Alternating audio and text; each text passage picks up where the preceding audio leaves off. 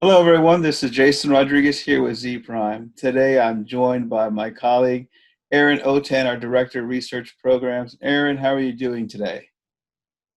Hey Jason, I'm doing well. It's good to see you virtually as always. Yep. We haven't actually seen each other in person in a while. I'm trying to think the last time when. Yeah, Maybe just it might have before, been March. yeah, about March, and here we are in Christmas. Are you excited for Christmas and the New Year? I am. I always love Christmas and it's a little bit different this year, but definitely excited for it and definitely excited for a new year. For sure. And thanks for coming on. And it's been an amazing, wild, and crazy year, to say the least. But I wanted to get your thoughts as you've been covering both mobility and electrification pretty closely over the last 2 or 3 years, both doing some field research and also some lots of research covering the industry here with Zpryme. So I wanted to ask, what has been your biggest EV surprise of 2020? So I think my biggest surprise is the continued growth of EV sales. I read that in October, year over year, globally, sales had increased over 120%. Wow. So I thought that was really impressive, and especially because when we talked back in March when the pandemic first hit, and we made some EV predictions, and one of those was that EV sales would actually plummet. So I'm glad that that hasn't been the case, and I think we're just going to continue to see the growth of EV sales, and but it was definitely a surprise for this year. Yeah, I do. I recall that conversation. Good, very good point as well. I think that surprised a lot of folks as well. So now looking to 2021, what e-mobility or EV product or service are you most excited about and why? So this is not a new product or service, but I'm just really excited about electric bikes in general. Um, my husband actually got one earlier this year, so I've had a chance to really ride around a lot, experience them, and I live in a pretty hilly area of Austin. But riding an electric bike, the hills are just effortless. So they are just such great options for commuters. You can ride long distances without getting tired. You do still get a bit of a workout if you want, especially the ones that we have with the pedal assist. You can crank it up, or you can just let the bike do the work for you. But um, the other thing is that they're just fun to ride, and I've gone out on just some joy rides up and down the hills and around my neighborhood.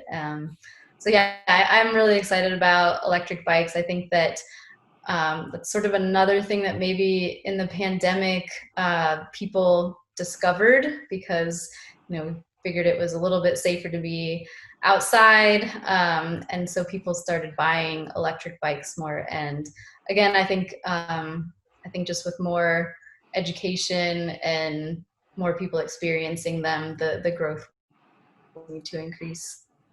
Yeah, yeah. E-bikes kind of have flown under the radar, but lots of attention and lots of growth there as well.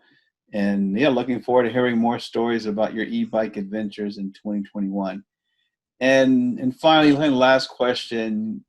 You've had a chance to be involved in a lot of product launches, whether it was for new EVs or new systems here in Austin and some in San Antonio. Both you've seen cities do this and you've seen EV manufacturers do this. So, what can utilities do in your perspective to better educate customers about electrification and EVs? So I think really utilities and EV manufacturers partnering together and then partnering with their communities um, is really the best way. In my own experience, actually learning about electric vehicles and getting to experience them myself is really what made me think like, yeah, I really would like to get an electric vehicle. And I've heard the same stories from other people that once they drove one, that's when they decided they were actually interested in purchasing an EV over an ICE vehicle. Actually, earlier this week, I got to attend an outdoor, physically distanced event that was hosted by Austin Energy and Lordstown Motors. It was a showcase of Lordstown's new electric truck. Um, and it was just really, it was fun to see in person. They had someone there kind of explaining the different features and answering questions for people. Obviously, we couldn't get inside and drive it around ourselves, but it was interesting. So this truck is geared more towards commercial use, so like utility fleets, things like that. There was some construction going on in the area right behind where the truck was being showcased, and I saw some of the construction workers kind of checking it out and asking questions. So I just thought that was a really good example of reaching an audience that might not typically be the electric vehicle buyer, and really just that personal experience and education, and then just utilities and manufacturers partnering together with the community is, I think, the best way to educate.